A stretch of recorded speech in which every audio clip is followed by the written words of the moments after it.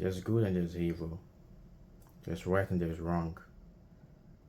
And while it's important for us to accommodate other people's views and perspectives about life, because our perspectives, our views of life are born out of our experiences, our backgrounds, our ideologies, our beliefs. And why it is very important for us to know that our own views, our perspectives aren't necessarily the best or aren't necessarily right. And for us to have a very balanced society, we should be able to juxtapose our own perspective with those of others.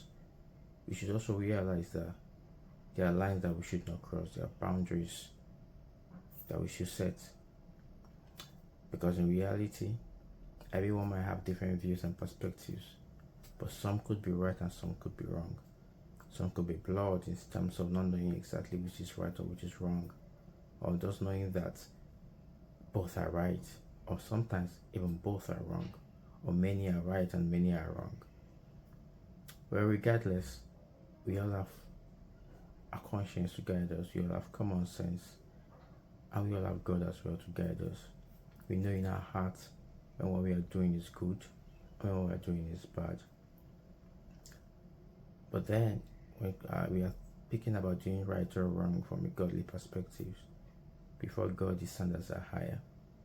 Yes, God says, for instance, that He is divorce, but for we humans, divorce is not something wrong as long as you know your marriage isn't working for you. You opt out. But before God, two people come together and they are joined. Their marriage, their union should not be put asunder. That means that God's own standards are a lot higher than those of we humans.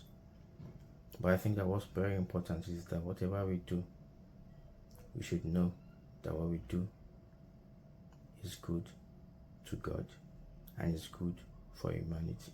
Yes, very important.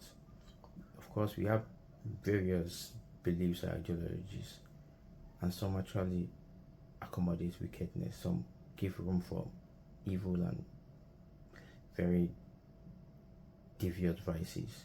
But then you know when these vices are evil and devious, when they cause harm to your fellow humans. And when to God, they're definitely not what God will want you to do. So ask yourself, this thing I'm doing, is it good to God and is it good for humanity?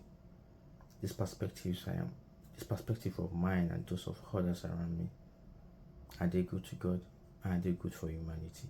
Consider this seriously when you're making decisions.